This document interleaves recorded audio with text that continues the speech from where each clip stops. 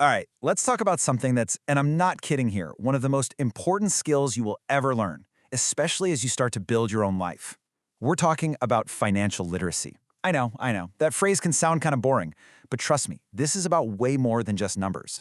And that, right there, is the whole point. This isn't about someone else telling you what you can and can't do. It's about empowerment. It's about putting you in the driver's seat of your own life, giving you the map and the keys to steer it wherever you want to go. So, let's actually start there. Seriously, where do you want to go? What are those big, exciting destinations you're dreaming about? Take a second. Picture it. What does that future you're building really look like? Maybe it's something like this, right? Getting through college without a mountain of debt. Or that amazing feeling of freedom when you buy your first car. Maybe it's just moving out and finally, truly standing on your own 2 feet. Every single one of these huge life goals, they're connected directly to the tiny money choices you start making today. Okay, so think about it like this. Before you can win any game, what do you have to do? You've got to learn the rules. Money is the exact same. To get in control, you first have to learn the language. So where do we start? Well, with one of the simplest but most powerful tools there is, just understanding the difference between your needs and your wants. And look, this isn't about being cheap or telling yourself no all the time. Not at all. It's just about getting clear. Because once you can see what's truly essential versus what's just nice to have, you can start making smart, conscious choices about where your money is going to make the biggest difference. And that leads us right into budgeting, which honestly is just a fancy word for a simple plan. First, you figure out what's coming in. That's your limit. Second, you cover your needs, the absolute must-haves. But then step 3, this is where the magic really happens. Before you do anything else, you move money into savings for those big goals. And whatever's left after that, that's your fun money. See? You stay in control and build for the future at the same time.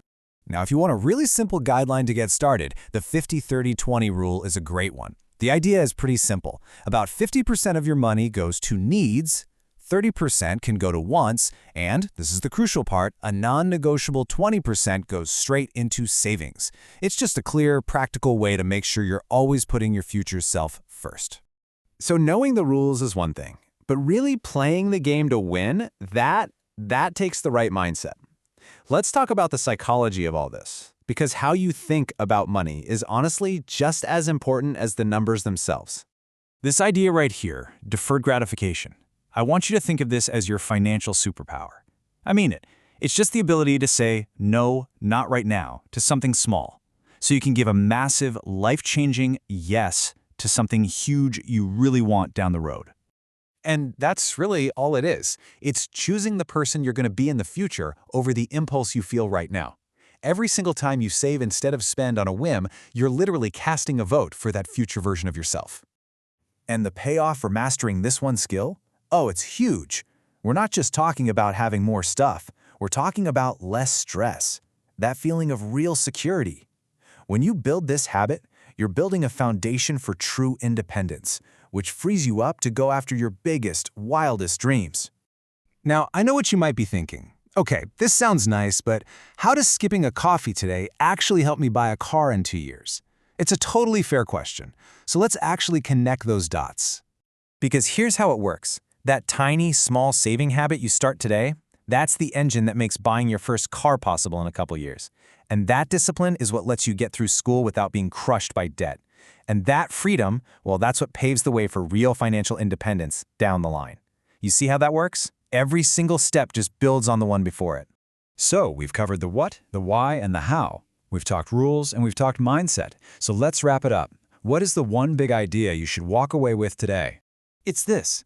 We have to completely flip how we see this stuff. Financial planning, budgeting, it is not a restriction. It's not a big list of all the things you can't have or can't do. That is the old, broken way of thinking. Instead, I want you to see it for what it really is. It's a tool. It is your personal blueprint for building the exact life you want to live. It's the thing that creates the freedom and the opportunity to go out and make that life a reality. So, I'll just leave you with this question. And it doesn't have to be some huge, monumental thing. It can be small. But what is the one choice you'll make today to start designing the future you actually want and deserve? The steering wheel is in your hands. So, where are you going to go?